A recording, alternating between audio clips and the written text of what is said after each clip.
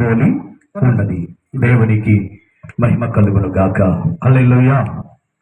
ఏదుకు మేము అలంకరించిన ఈ బిడ విషయంలో మనం చూసినప్పుడు ఇక్కడ తేపకు 4 కూర్చుంటున్నారు, 5 కూర్చుంటున్నారు, 3 మిగిలారు. 5 కూర్చుంటే బాగుండేదేమో, ఎందుకంటే 10 మంది కన్యకలను గురించి నేను మాట్లాడుతున్న ఈ మాటను. ప్రేమైన వాళ్ళారా, ఈ కన్యక విషయంలో మాట్లాడుతున్న ఈ విషయాన్ని మీరందరూ కూడా చాలా గమనించాలని నేను ప్రభు పేట మనం చేస్తున్నాను. ఆమెకే కాదండి, మనకు కూడా ఈ మాటలు వర్తిస్తూ ఉన్నాయి. పరలోకము రాజ్యమును పోలి ఈ కన్యకలను గురించి దేవుడు మాట్లాడుతున్నాడు. అయితే వారు వీటిని పట్టుకొని 10 మంది కన్యకలు పెళ్లి కుమారుడైన యేసును ఎదుర్కోవటానికి వారు చిత్తపాటు కలిగి ఉన్న కన్యకలు దేవుని సన్నిధిలో ఈ వేదిక మీద కూర్చుని ఈ కుమార్తె కూడా కన్యకే. పరలోక రాజ్యము ఎవరిని పోలి ఉన్నదంటే ఇసుమంటి కన్యకలను పోలి 10 మంది కన్యకలను పోలి ఉంది. చిన్న బిడ్డలది పరలోక రాజ్యం అని, కన్యకలైన వారిది, సిద్ధపరచబడిన వారిది దేవుని యొక్క రాజ్యం అని సెలవిస్తూ ఉంది. అయితే ఇక్కడ మనము ఆలోచన చేయాల్సిన విషయం ఏమిటంటే, అయితే 10 మంది కన్యకలు ఉన్నారు. దేవుని సన్నిధిలో పరలోక రాజ్యము సంఘముగా మనకు ఈ లోకములో దేవుని కార్యముల పట్ల మనం ఆలోచన చేసినప్పుడు, ఈ లోకపరంగా మనం ఆలోచన చేస్తే కన్యకలు అనగా సంఘములో విశ్వాసులేనో, సంఘములో విశ్వాసులు కలిగి సూచనగా సంఘాన్ని పోల్చి చెబుతూ ఉన్నది కన్యకల విషయంలో. అయితే సంఘములో ఉన్న ఈ 10 మంది కన్యకలలో 5 బుద్ధి గలవారు, 5 బుద్ధి లేనివారు. కానీ వీరందరూ కూడా దేవుని సన్నిధిలో సంఘములో కలిగిన సంఘాన్ని పోల్చి దేవుడు చెబుతున్నాడు. కానీ వీరిలలో కొందరిలో సిద్ధిలో నూనె లేదంట. ఏమి లేదంట?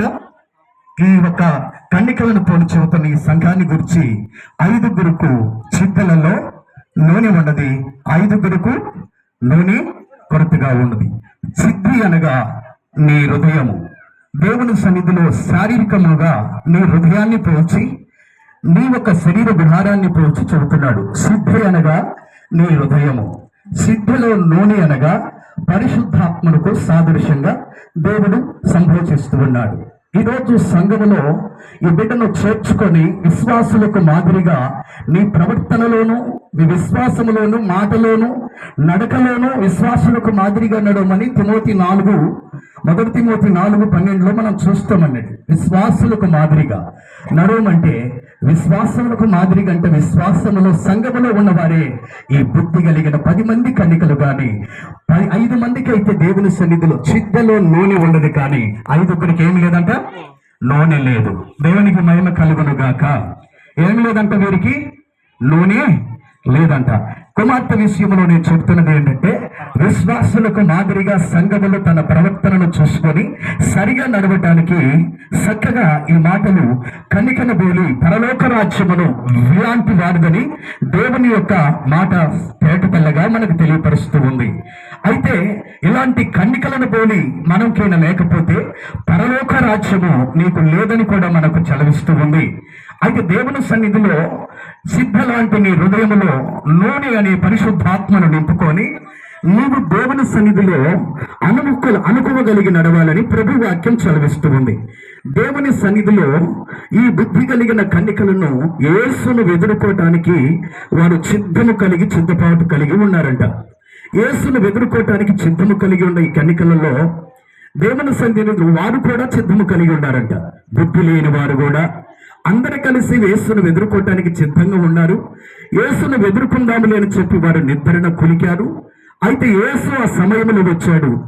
అయితే బుద్ధి కలిగిన కన్యకలు యేసును ఎదుర్కొన్నారు, యేసు వెంట వెళ్ళారు. అయితే బుద్ధి లేని వారు కూడా వారు వెళ్ళిన కాసేపటికి వారు కూడా వెళ్ళారు. కానీ అక్కడికి దేవుని సన్నిధిలో యేసును ఎదుర్కొని బుద్ధి కలిగిన కన్యకలు పోయిన కాసేపటికి వీరు వచ్చారు. యేసును వారిని చేర్చుకున్నాడు, తలుపు వేశాడు. రాకడన సూచనను గురించి, ఈ బుద్ధి కలిగిన 5 కన్యకలను గురించి దేవుని వాక్యం సెలవిస్తుంది. అయితే వీరు కూడా బుద్ధి లేని వారు కూడా కన్యకలే. వారు కూడా దేవుని సన్నిధిలో వారు దీటిలు వెలిగించారు. అయితే వెలుగుని చుట్టూ దీపాలు వెలిగించారు గాని వెలుగు వారికి నూనె లేకపోయినందున చీకటిగా ఉండెను. అయితే నూనె వీరి హృదయములలో ఆ చిత్తులో హృదయం అనే చిత్తులో నూనె మరి ఎక్కువగా ఉండెను. అయితే యేసును ఎదుర్కొని యేసుతో పాటు లోనికి ఆవరణంలోనికి తీయబడి తలుపు వేయబడెను. అయితే ఆ తర్వాత కూడా అయ్యా మేము కూడా కన్యకలమే, మేము కూడా నీ యొద్దకు లోనికి రావటానికి తలుపు తీయని అనను. అయితే దేవుని సన్నిధిలో అక్కడ చలవిచ్చినది ఏమిటి అంటే, మీ యొద్ద నూనె లేదు, మీరు చిత్తపాటు కలిగి లేరు గనుక మీరు ఇక్కడికి రావటానికి కుదరదు అని దేవుడు ఆ మాట చెప్పి తలుపు వేశాను. దేవునికి మహిమ కలుగును గాక. హల్లెలూయా. దేవుని సన్నిధిలో బిడ్డ విషయంలో కుమార్తె నుండి నేను మాట్లాడుతున్నది ఏమిటంటే, పసిబిడ్డలను పోలి ఈ యొక్క దేవుని యొక్క ఈ కన్యత్వాన్ని పోలి దేవుని రాజ్యం సూచిస్తుంది. అలాంటి వారిగా నడవాలని కూడా మనల్ని కూడా సూచిస్తుంది. సంఘంలోనికి మనం వెళుతూ ఉన్నాము, కానీ మన సిద్ధి అనే హృదయంలో నూనె లేని వారిగా ఉన్నాం. దేవుని సన్నిధిలో వాక్యమును లేకుండా మన హృదయంలో ఉంటూ ఉన్నాం. దేవుని కార్యముల పట్ల విశ్వాసులకు మాదిరిగా నడవమని దేవుడు తిమోతి పత్రికలో మాట్లాడుతున్న ఈ కన్యకల విషయంలో దేవుని కార్యముల పట్ల మన ప్రవర్తనను బట్టి మనము దేవుని రాజ్యాన్ని సూచించి మనం నడుస్తున్న దాన్ని బట్టి ఈ కన్యక కూడా నడిచి నేర్చుకోవాలని దేవుని వాక్యం చలవిస్తుంది. దేవునికి మహిమ కలుగును గాక. అయితే దేవుడు అందరినీ ప్రేమిస్తున్నాడు. బుద్ధి కలిగిన వారిని ప్రేమించాడు, బుద్ధి లేని వారిని కూడా ప్రేమించాడు. సంఘంలో అందరూ ఉంటారండి. దేవునికి మహిమ కలుగును గాక. ఈ కన్యకల పోలి నేను మాట్లాడుతున్న విషయంలో సంఘంలో అందరూ ఉంటారండి, కానీ బుద్ధి కలిగిన వారు ఉంటారు, బుద్ధి లేని వారు కూడా ఉంటారండి సంఘములో. దేవుని కార్యముల పట్ల చలవిస్తున్నది ఏంటంటే, దేవుని సన్నిధిలో ఈ బుద్ధి లేని వారి విషయంలో దేవుడు ఒక శ్రేష్టమైన మాట అంటున్నాడు. దేవుని కార్యముల పట్ల దేవుని సన్నిధిలో మొదటి యోహాను సువార్త 1 యోహాను పత్రిక 4వ అధ్యాయం 8వ వచనం ఒక మాట చదువుకుందాం. చదవండి త్వరగా. నేను ఎందుకంటే టైం అవుతుందని త్వరపడాల్సి వస్తుంది, లేకపోతే నిదానంగా నేను చదువుతాను.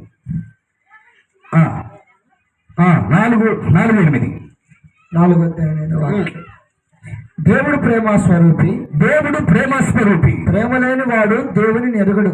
దేవునికి మహిమ చెప్పండి గట్టిగా. దేవుడు ప్రేమ స్వరూపి. అయితే దేవుడు 10 మంది కన్యకలను కూడా ప్రేమిస్తూ ఉన్నాడు. 10 మంది ఆయన ప్రేమిస్తున్నాడు. బుద్ధి లేని వారిని ప్రేమించకుండా బుద్ధి కలిగిన వారిని ఆయన ప్రేమించటం లేదు. అందరినీ ప్రేమించాడు. 10 మంది కన్యకలను ప్రేమించాడు, కానీ వారు చిత్తపాటు లేని జీవితంలో చిత్తలలో నూనె లేదు. నూనె పరిశుద్ధాత్మకు సాదృశ్యం, ఎలుగు రక్షణకు సాదృశ్యము.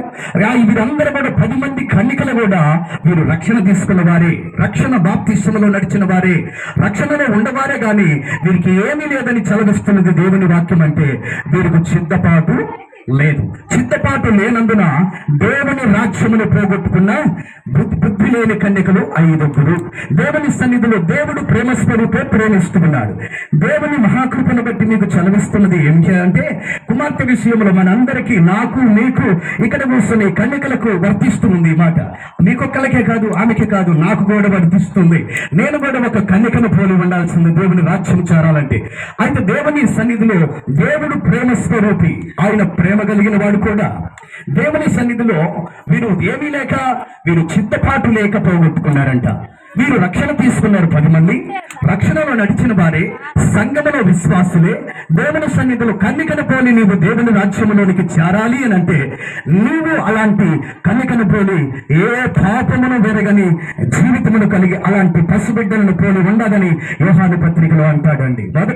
2వ యోహాను పత్రికలో 2వ అధ్యాయం 14వ వచనంలో అంటాడు, చిన్నపిల్లలారా మీరు ఆది నుండి ఉండవాడిని వెరిగి ఉన్నారంటాడు. చిన్నపిల్లలను పోలి దేవుని రాజ్యం ఉంది, కన్యకలను పోలి దేవుని రాజ్యం ఉంది. ఈ రోజు సంఘములో నడుస్తున్న నీ జీవితం ఏమైంది? నిన్ను బట్టి మాదిరిగా నడవమని కన్యకలను సూచిస్తున్నాడు. ఒక మాటలో తిమోతి పత్రికలో మనం చదువు. 1 తిమోతి 4:12 వచనాన్ని చదువుకున్నాం. మాదిరిని మీకు చూపించాలని నేను ఆ మాటలు చదివిస్తున్నాను. త్వరగా. ఈ యవనమును బట్టి ఎవడునూ నిన్ను తృణీకరింపనీయకము, కానీ మాటలోను ప్రవర్తనలోను. ఈ కన్యకలకు ఉండాల్సిన లక్షణము మాటలోను ప్రవర్తనలోను, ప్రేమలోను విశ్వాసములోను పవిత్రతలోను విశ్వాసులకు మాదిరిగా విశ్వాసులకు మాదిరిగా ఉండమని ఈ కన్యకలకు సూచిస్తున్నాడు దేవుడు. ఈ కన్యకలను గురించి సూచిస్తూ ఉంటే ఈ కన్యకలను మనము చూసి నేర్చుకోవాలి. విశ్వాసులకు మాదిరిగా ఉండమని, పరలోక రాజ్యమును మమ్మల్ని కన్యకలను పోలి ఉన్నదని, మీరు కన్యకలు అయి ఉంటేనే కానీ దేవుని రాజ్యమును చేరని, దేవుని రాజ్యాన్ని గురించి, ఈ కన్యకలను గురించి, చిన్నబిడ్డల గురించి ఈ వాక్యం మీకు చదివిస్తున్నాను. ఇంకా అంటున్నాడు, దేవుని విషయంలో ప్రభు అయిన యేసుక్రీస్తునందు ఆయన దేవుడు ప్రేమ స్వరూపి అన్నాడు. ఇంకా యోహాను సువార్త దేవుని కార్యముల పట్ల మనం చూసినప్పుడు 3వ అధ్యాయం 16వ వచనంలో చూసినప్పుడు, దేవుడు లోకమును ఎంతో ప్రేమించును.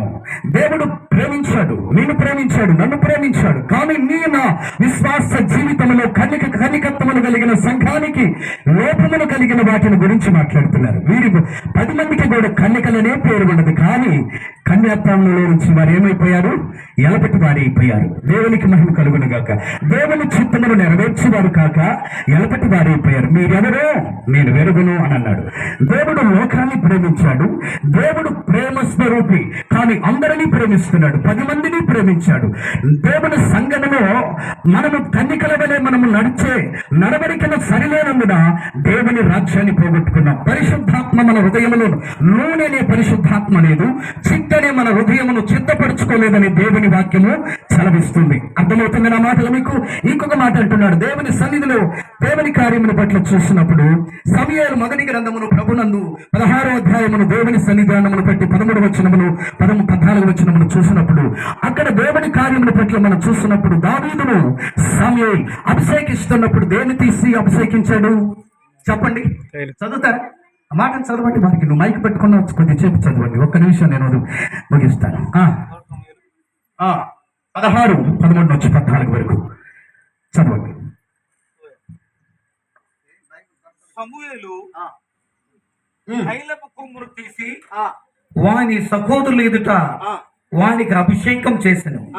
నాటి నుండి యెహోవా ఆత్మ దావీదు మీదకి బలముగా వచ్చెను. నాటి నుండి దావీదు మీదకి యెహోవా ఆత్మ వచ్చెను. తైలపు కొమ్మును తీసుకొని దావీదును సమూయేలు అభిషేకించెను. నూనె అనగా మీకు అర్థమవుతుందా? దేవుని ఆత్మ దావీదును అభిషేకిస్తూ వచ్చెను. దేవుని ఆత్మ ఏం చేసిందంటే దావీదు మీదకి వచ్చి ఉండెను. తైలపు కొమ్ములో ఉండది ఏంటయా అనంటే నూనె, ఒలీవల నూనె. దేవుని సన్నిధానముల పట్ల అభిషేకం ఆ తైలపు కొమ్ములో ఉన్న ఆ నూనె నీ చిగ్గులో ఉండాలి. ఆ నూనె లేకని నువ్వు దేవుని రాజ్యాన్ని పోగొట్టుకున్నావు. దేవుని రాజ్యములో ఉండాల్సిన నీ జీవితమును ఎలపటగా తలుపు వేయబడి ఎందుకున్నదంటే, చిత్తగలిగిన నీ హృదయంలో దేవుని వాక్యము లేనందున, చిత్తపాటు నీ హృదయములు లేనందున, ఇలాంటి కన్నికలను పోలి నీ జీవితము నీ హృదయములు లేనందున 5 బుద్ధిగా లేని కన్నికలు వారు ఎలపటి వారిగా ఉండబడ్డారు. దావీదు మీదకు వచ్చిన దేవుని ఆత్మ పరిశుద్ధాత్మ. పరిశుద్ధాత్మ తైలానికి నూనెకి సాదృశ్యముగా ఉంది. వెలుగనగా రక్షణకు సాదృశ్యంగా ఉంది. వెలుగు వారు దీటలు పట్టుకొని 10 మంది వెలిగించబడిన ఆ దీపాలు రక్షణకు సాదృశ్యంగా ఉంది. రక్షణ తీసుకున్న వారే వీరు, దేవుని సన్నిధిలో క్రమముగా నడిచేవారే. కానీ వీరు హృదయములో దేవుని వాక్యం అనే నూనె లేనందున, పరిశుద్ధాత్మ లేనందున, ఎలపటి వారిగా చిత్తపాటు లేనందున మీరు బయట నిలవేయబడ్డారు, తలుపు వేయబడ్డారు.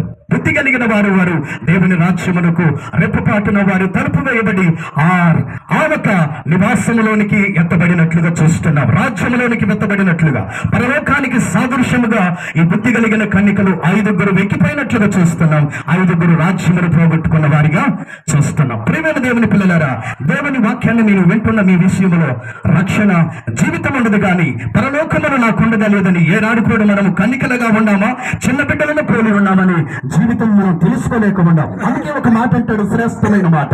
చదవండి యెషయా గ్రంథము 55వ అధ్యాయం 6వ వచనాన్ని. యెషయా గ్రంథము 55 6వ వచనాన్ని ఒక మాట చదువుదాం. చదవండి, చదవాలి, త్వరగా ముగిస్తానులే.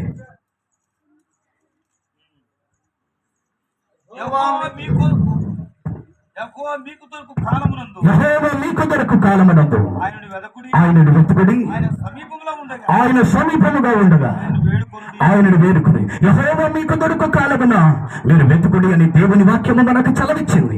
అయితే యెహోవా వారికి దొరికిన కాలమున వారు దేవుణ్ణి సమీపించారు, కానీ దేవుని సన్నిధిలో వారు సక్రమముగా నడవకనే వారి జీవితాలలో ఎలపెట్టగా వారిగా తలుపు వేయబడ్డారు. యెహోవా మీకు దొరకు కాలమునందు సమీపించబడాలని దేవుని వాక్యం చదివిస్తుంది. మనము సమయం ఉండగానే చిత్తము కలిగి ఉండాలి, చిత్తలలోనే ఉండాలి. చిత్తలని హృదయాన్ని చక్కపరుచుకొని నీ హృదయమును శుభ్రము చేసుకొని నూనెని నీ హృదయమును నింపుకోవాలి. కొత్త గోష్ఠి ఒక మాట రాదు మన నోటి నుంచి. ఈ రోజు చెప్పిన ప్రసంగం రేపుకైనా అడిగే మరొక ఒక్క మాట కూడా రాదు, సమాధానం చెప్పలేవు. నీ హృదయంలో ఏమున్నదని రేపు దేవుని రాజ్యం వెళుతావు. ఏ ప్రసంగం ఉన్నది నీ హృదయంలో ఆలోచన దేవుడు అంటున్నాడు. ఈ కన్నికల విషయంలోనైతే దేవుని సన్నిధిలో 5 బుద్ధి కలిగిన వారు చెప్పిన వాక్యమును భద్రముగా హృదయంలో దాచుకున్నారు. దేవుని సన్నిధిలో దేవుని రాజ్యమును కొరకు వారు సిద్ధపాటు కలిగి ఉన్నారు. పెళ్లి కుమారుడు వస్తున్నాడని చెప్పగానే 5 లేచి వారు చిద్దులను వెలిగించుకొని వారి చిద్దులలో నిండుగా నూనె ఉండదు కానీ వీరి చిద్దులలో నూనె అయిపోయి మాకు కాత్య పోయమని వీరు అడిగినప్పుడు మీకు మాకు ఈ నూనె సరిపోదని సమాధానం ఇచ్చాను. అయితే నూనె లేనందున అమ్మవారి యొద్దకు వెళ్ళి నూనె కొనుక్కొచ్చుకునే లోపలని యేసుక్రీస్తు బుద్ధి కలిగిన కన్నికలను రాజ్యమునకు కొనిపోబడిను. 5 వచ్చి తలుపు దగ్గర వారు తడుతూ ఉండిన కానీ చిత్తెలలో నూనె లేనందున రాజ్యమును పోగొట్టుకున్నారు. ఈ రోజు దేవుని సన్నిధిలో ఈ బిడ్డలను దేవుని సన్నిధిలో 6 వచ్చారు. వీళ్ళు పెరిగారు, సంఖ్య పెరిగారు, కానీ వీరికి దేవుని రాజ్యం అని చలవిస్తూ ఉంది. దేవునికి మహిమ చెప్పండి గట్టిగా. మీకు అర్థమైన వాళ్ళు ఉంటే, అర్థం కాలేదా నీ మీద కోపం ఉంది ఎందుకు అర్థం చేస్తున్నారు అంటున్నారు. అలాగే చెప్పండి. నేను చెప్పేది అలాగని చూస్తాను. నేను చెప్పే వాక్యం ఖండితంగా ఉంటుంది, సంతోషంగా ఉంటుంది వినగలిగిన వారికి. దేవునికి మహిమ కలుగును గాక. వీరు ఎందుకుగా కొట్టుకుంటున్నారంట? ఎందుకుగా కొట్టుకున్న సిద్ధపాటు వీరికి లేనందున. ఏమి లేదంట? సిద్ధపాటు లేదంట. హృదయములో వాక్యమని నూనె లేనందున.